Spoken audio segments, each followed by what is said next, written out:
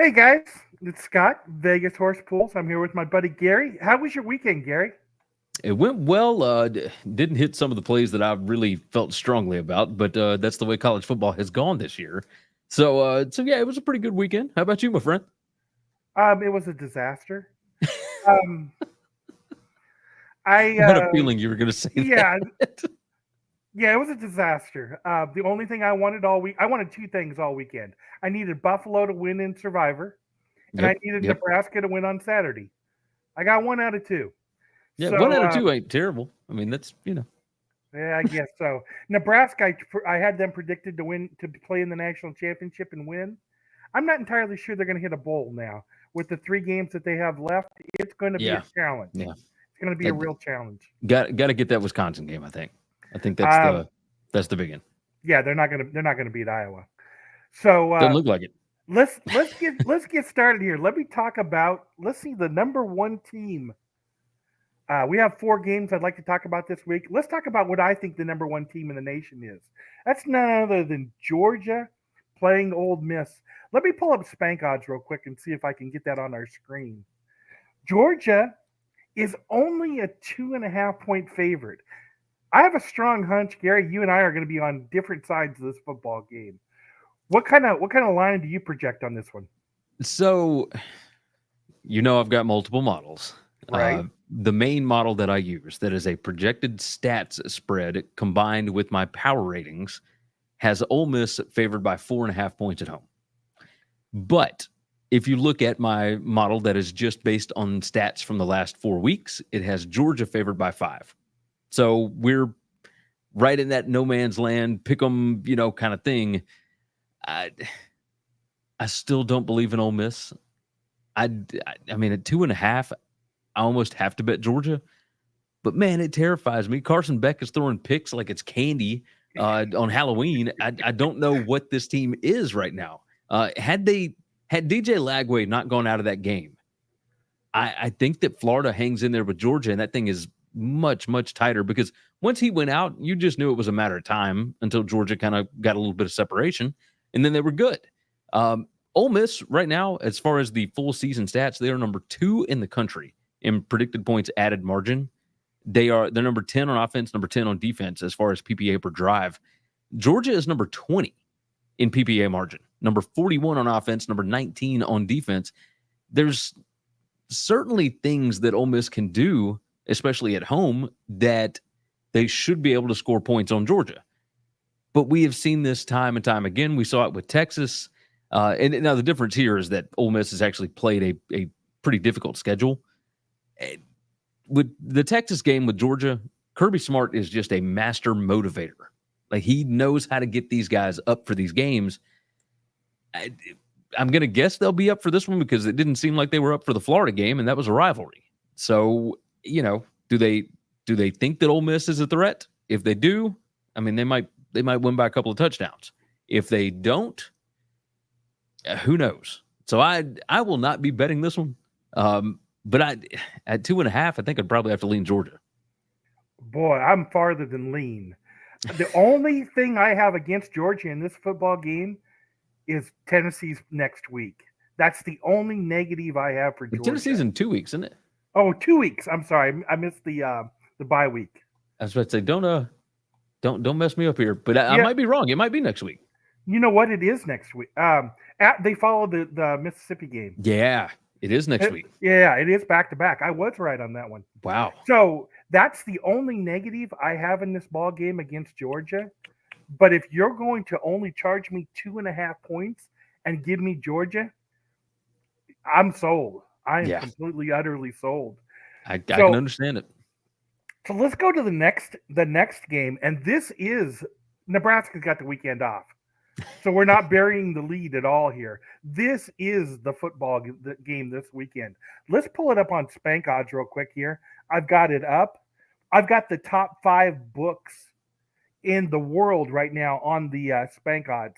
That's none other than Circa, the Chris or S411, Pinnacle, BetUS, and Prime. Those are the 5 best books in the country. They don't throw out winners. They give everybody the same limit. And in this ball game, they have it as a 3. I got to tell you, I wouldn't play this game with counterfeit money. I have no, I don't care if you're giving me 3 or I'm giving you 3. I don't want either side in this game. This is going to be the best game of the weekend. Why don't you tell me what your model says? Because I got a feeling we disagree on this one too.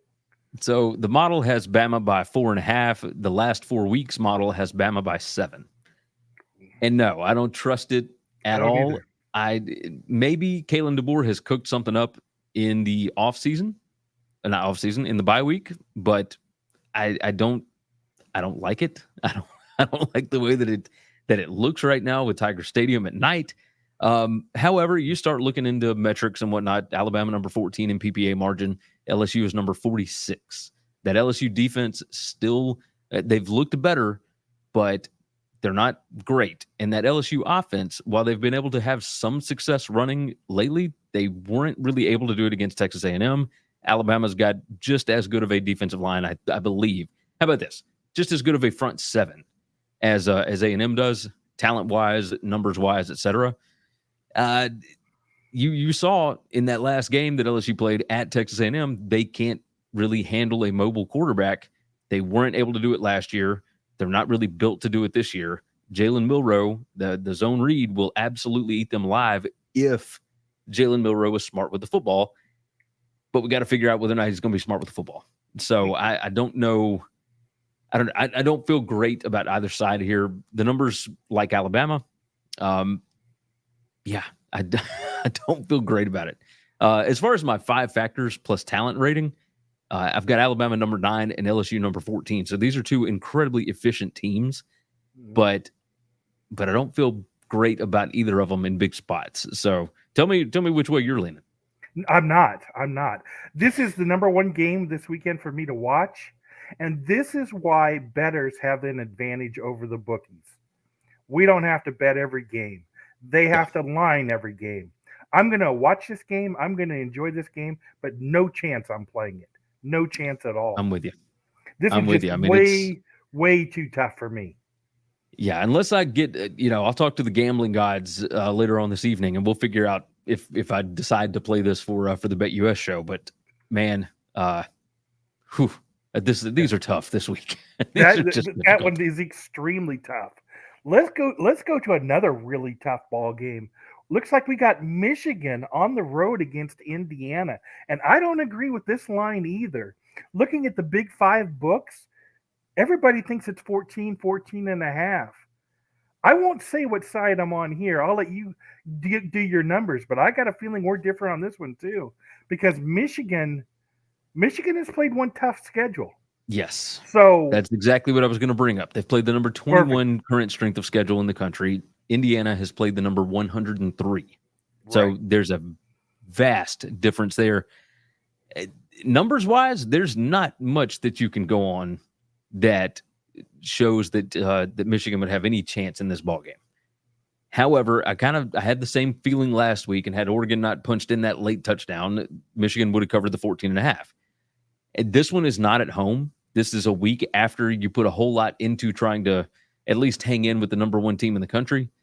Indiana, it's like they got punched in the mouth, and they wanted to get punched in the mouth at least one time, and rang up 47 unanswered. I mean, it was just at some point, I feel like Indiana is not going to be able to cover. But man, my last 4 weeks have got Indiana minus 12. My my overall has got Indiana by 22 here. I mean, this Indiana team is just really, really, really good. And they're not the most talented team by any stretch. They're number 57 in team talent composite at 247.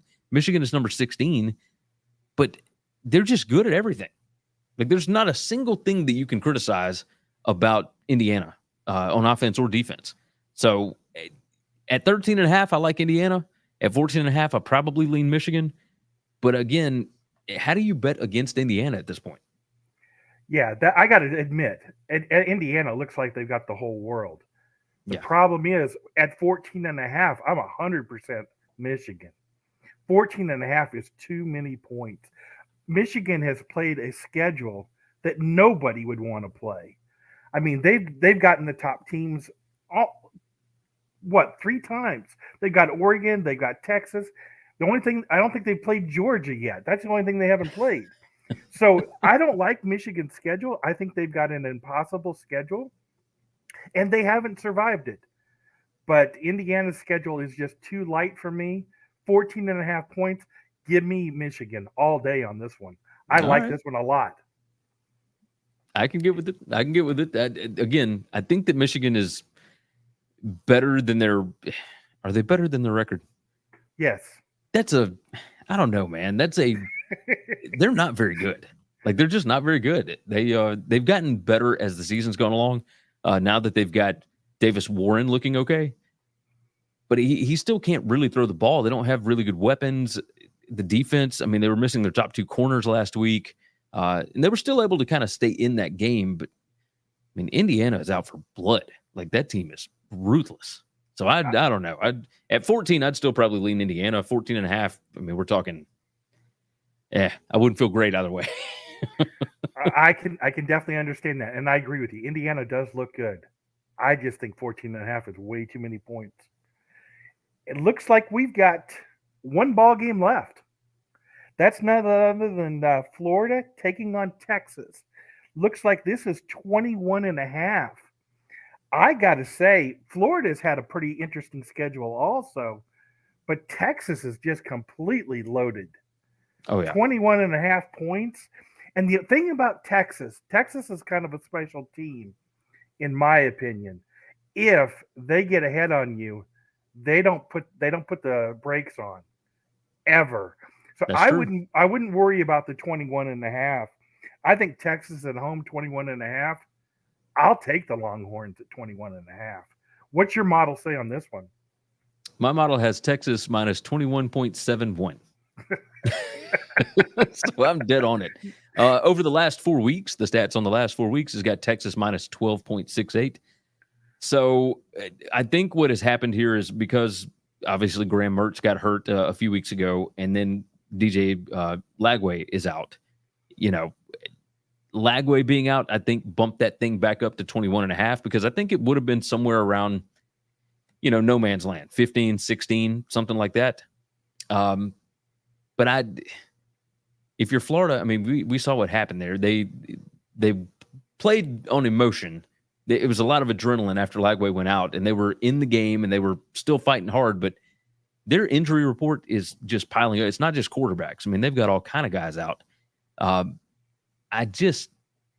Maybe they give it a fight here, but I don't see how they can keep up in this game. I don't know. This feels like a big one for Texas coming off of a bye week and everything. I think you're probably on the right side there. I think Texas will get out to a big lead and just won't let off the gas. Right. If they were a normal team and would ease up a little bit when they had a big lead, 21 and a half would scare me. Texas doesn't play that way. Texas does not have a break. So I'm all the way on Texas on this game. They are really, really good under Steve Sarkisian as a home favorite, by the way. I think they cover at like almost 70% clip. So that seems to make sense. Yeah, and I've been in that stadium before, and it's a hostile crowd. It's a very hostile crowd. So they should have a very high home field advantage. But this is the magical week here, Gary. This is the week where we start talking about the playoffs. Again, I told everybody Nebraska was going to play in the title game and win it. I don't think they're going to make the playoffs. Yeah, I don't think they're going to make the playoffs. I'm not entirely sure they're going to get a bowl game. It's been kind of a tough season after an unbelievable start. But I know you put your playoff list out. Did you put your playoff list out yesterday? Yeah, put it out on Sunday morning. Yeah, I go through the resumes, I go through the analytics and whatnot, and I just give my guess of what the bracket is going to look like on Tuesday night. And what I've gotten so far, I've got Oregon winning the Big Ten. I've got Georgia winning the SEC, Miami winning the ACC, and BYU winning the Big 12. So that's your 1 through 4 seeds. So the way that the bracket would shape up, according to what I have projected, I've got number 1 Oregon against number 8 Penn State, number 9 Tennessee. So Penn State would host Tennessee in a playoff game. Then I've got Ohio State, against Boise State, and obviously Ohio State would host that one. The winner would go to play BYU. Next one, I've got Indiana as a 7 seed facing Notre Dame as a 10 seed, and the winner of that would go and play Georgia. And then Texas would be a 6 seed against number 11 seed SMU, and the winner of that would go and face Miami. So I think that would be a pretty fun playoff. SMU getting in there, Boise State getting in there. There's a world right now, if BYU loses a game, and don't put it past them to lose to Utah in the Holy War this weekend, does Boise State get one of those top 4 seeds? I mean, it could get really hairy this weekend. Yeah, it certainly could. I'll be anxious to simulate these games. I plan on simulating the 4 games that we talked about and the entire playoffs this week. So I'm going to be running all of these because I'm anxious to see who wins too. Because I think Georgia wins it all, but God, it's hard to look past a Texas or an Oregon. So it's going to be fun. Or Ohio State. Like, let's not count out the Buckeyes. I mean, that was a close loss at Oregon. If Will Howard gets down 1 second sooner, do they hit the field goal? I mean, it's a whole thing, right? That's very, very true. So I shouldn't leave the Ohio State out, but I think Oregon has got such a quality team. And it's hard. I want to see what they look like when Tez Johnson gets back. Now, obviously, their schedule eases up for the rest of the way, but right. Yeah, they need Tez back. That's definitely true. Everybody knows I'm really prejudiced because I love the Big Ten, because I love Nebraska. So I don't like throwing in all the Big Ten teams. But, I mean, it's hard to throw out Indiana at this point, too. We're going to have to wait and see what happens with that Michigan game. If Michigan gets blown out, which I don't think is going to happen, Indiana stock goes way up, too. So yes, it does. It's going to be an incredible playoffs. But that's about all we have for college football. I want to make sure you guys know one thing that's going on. On Saturday, the circuit contest, you have to have your picks in at 4:00.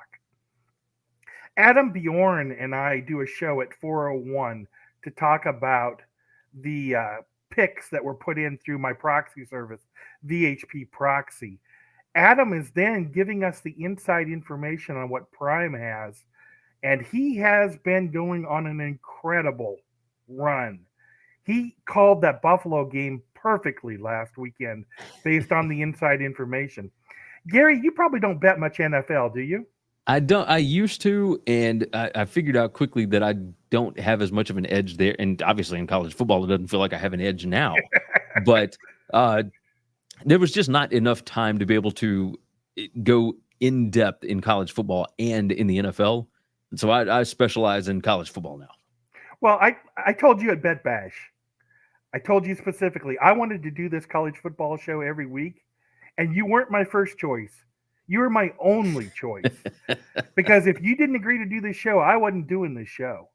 It makes sense. I feel the same way about the Prime show that I do with Adam, where we talk about the NFL, we talk about the college thing. And if you're just a casual NFL bettor, maybe I should have you on as a guest to ask questions about the inside information that he gives us at Prime, because I would love to have you on that show as a guest. Just think about it.